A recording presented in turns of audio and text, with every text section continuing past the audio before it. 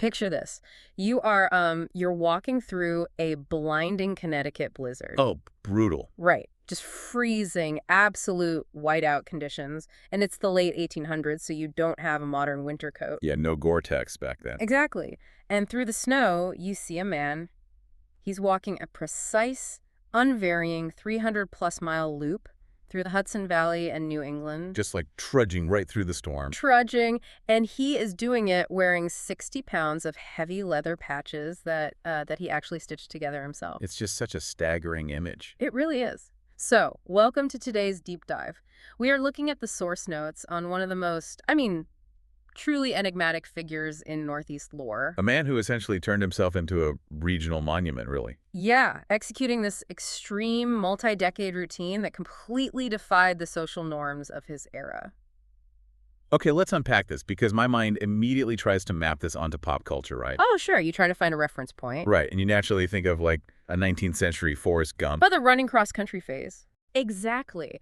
But looking closely at the mechanics of his route in these notes, that analogy actually kind of falls apart. Yeah, it doesn't quite hold up. Because when Forrest Gump runs, he's untethered. He goes wherever the wind takes him, just crossing the country randomly. Right, there's no real destination. But the Leatherman, which, by the way, is the only name history has for him, he was the polar opposite. It's less like he was a wanderer and more like he was a human train running on this invisible, inescapable track. That's a great way to put it. He was locked into a highly specific geographical orbit. And that distinction between wandering and orbiting, that is the key to understanding him. Because they imply totally different mindsets. Completely.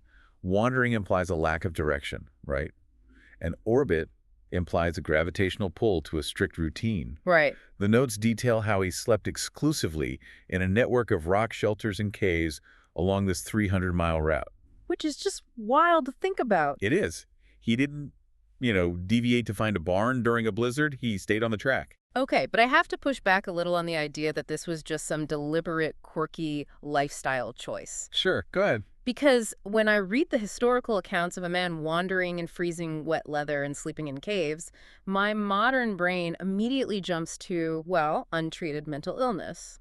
That's a very natural assumption to make. Right.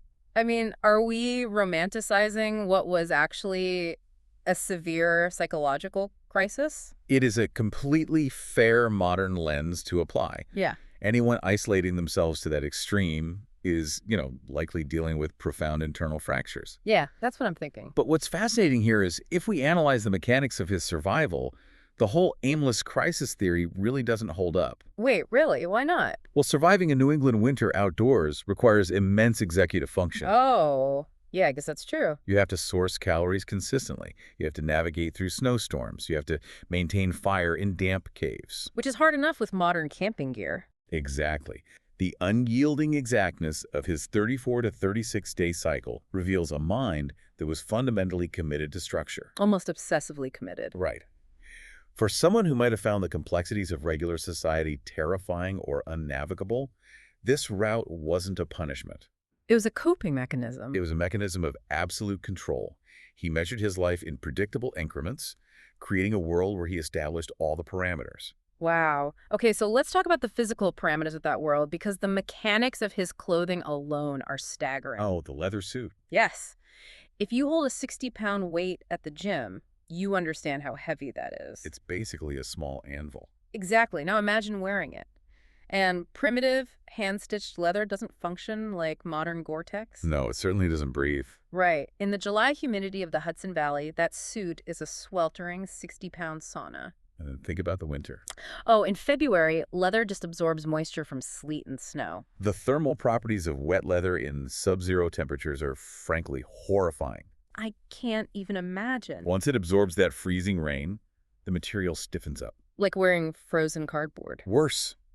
It would have chafed aggressively with every single step, and it drains your body of heat rather than retaining it. So he's actively losing core temperature. Right. The sheer caloric deficit of carrying that weight while shivering just to maintain a core body temperature. His daily energy expenditure would...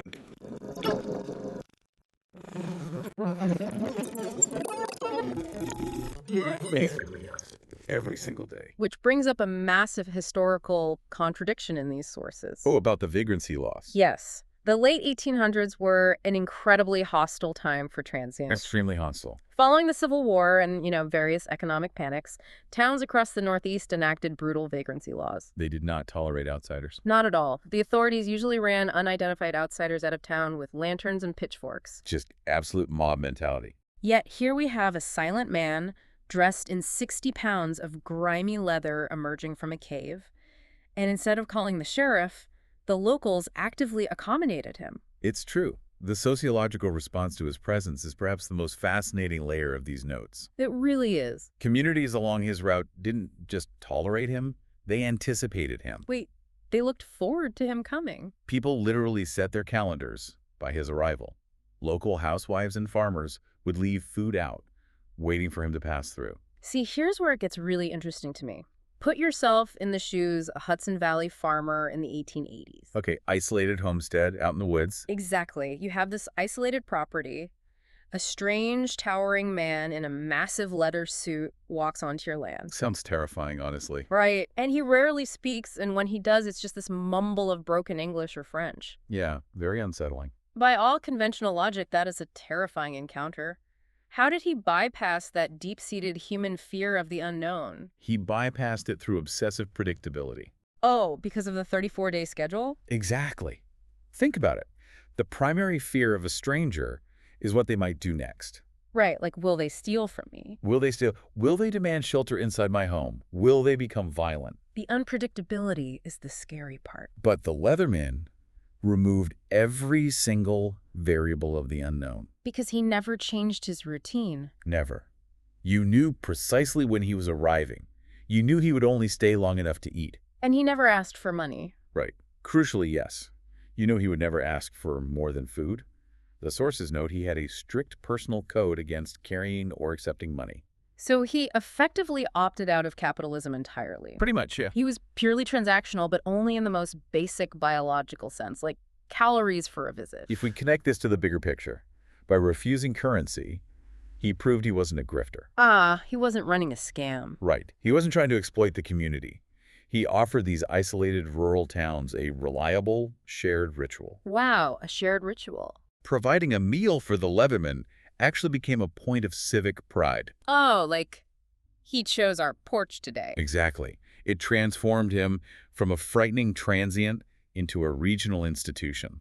That is wild. When the threat of danger is systematically removed by a predictable routine, human beings possess a deep capacity to nurture the outliers among them. They just folded his eccentricity into their own local identity. They absolutely did. So it's almost like he became a moving piece of the landscape. Like a river or a hill. Right. You don't demand that a mountain explain itself to you. You just accept that it's there. That's a beautiful way to think about it. He was a 300-mile geographical feature that just happened to be a human being. A human landmark. But, that acceptance didn't actually cure the underlying human need for a backstory. Oh, of course not. People hate a vacuum. Because despite 30 years of regular visits, no one ever learned his actual name. The informational void surrounding his identity created this incredible psychological phenomenon. And then he died in 1889. Yes. He was found in one of his rock shelters near Ossining, New York. Still wearing the suit. Still in the suit. He carried no identification, taking his origins entirely to the grave. And that's when the myth-making really went into overdrive, right? Exactly. Faced with a permanent mystery, the public did what the public always does. They manufactured a narrative to make sense of him. So what does this all mean? The sources mention several wild theories that popped up after his death, but the one that truly anchored itself in regional lore was this massive romantic tragedy. The lost love theory. Yeah, the prevailing myth became that he was a French immigrant who had suffered a catastrophic heartbreak. That he had lost his true love. Right, and that the heavy leather suit and the endless walking were his lifelong penance for this lost love. This raises an important question, though. We have to ask why that specific narrative is the one society chose to adopt. Because it's dramatic. Partially, but also because a man walking purely for the sake of walking, or walking as a coping mechanism for an unnamed psychological burden. It defies our collective understanding of motivation. Oh, I see. We don't get doing something for no productive reason. Exactly. Society operates on a framework of visible goals, right? Acquiring wealth, building a family, securing social status. Right, the standard life path.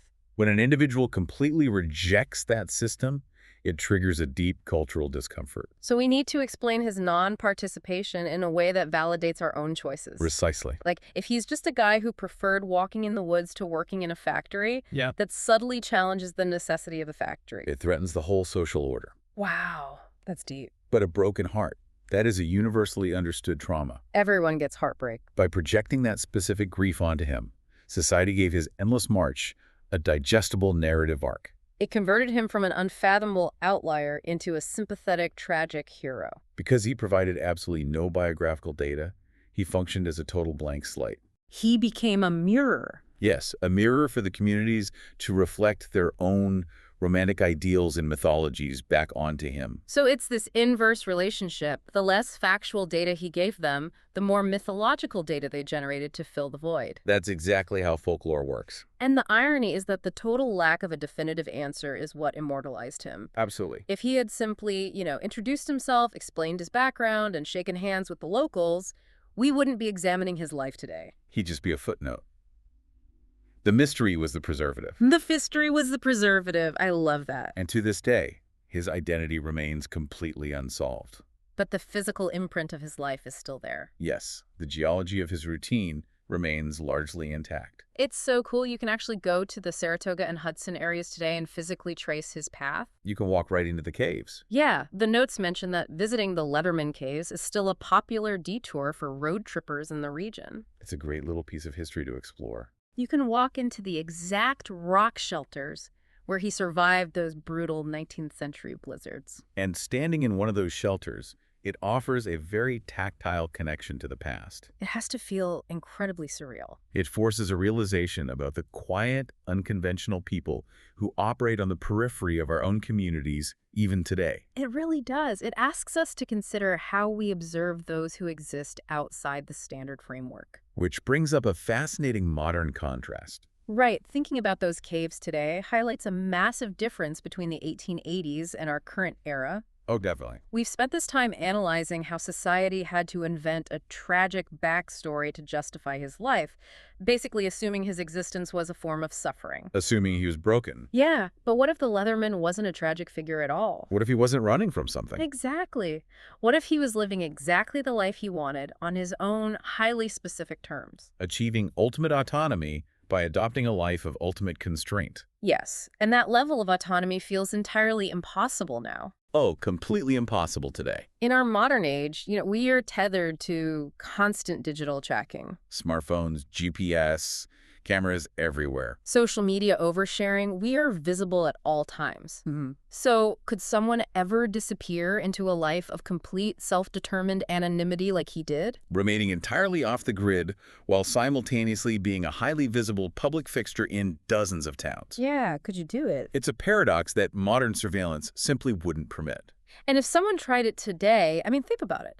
If a person constructed a 60-pound suit and started walking a 300-mile loop through the modern suburbs of Connecticut. Oh, the response would be drastically different. Totally. We wouldn't leave a sandwich on the porch and respect their silence. No, the cops would be called by day two. Modern society would immediately call the authorities. We would try to diagnose them. We would try to institutionalize them. Essentially, we would aggressively try to fix them. It holds a rather uncomfortable mirror up to our current culture, doesn't it? It really does. We possess vastly more medical and psychological understanding today, which is objectively a good thing. Of course, yeah. But we may have lost the capacity to simply let the eccentrics be eccentric. The space for harmless, unexplained nonconformity has drastically shrunk. It's almost non-existent. That is a thought that is going to linger for you as you go about your week. Our world is so heavily documented, and we demand immediate answers for every anomaly we encounter. We want everything categorized. But the Leatherman gave his world absolutely no answers. He just gave them a 60-pound suit and a flawless 34-day schedule. And they accepted it. And for the people of the Hudson Valley, that was enough. Thanks for joining us on this deep dive. Keep exploring the hidden histories around you, and we'll catch you on the next one.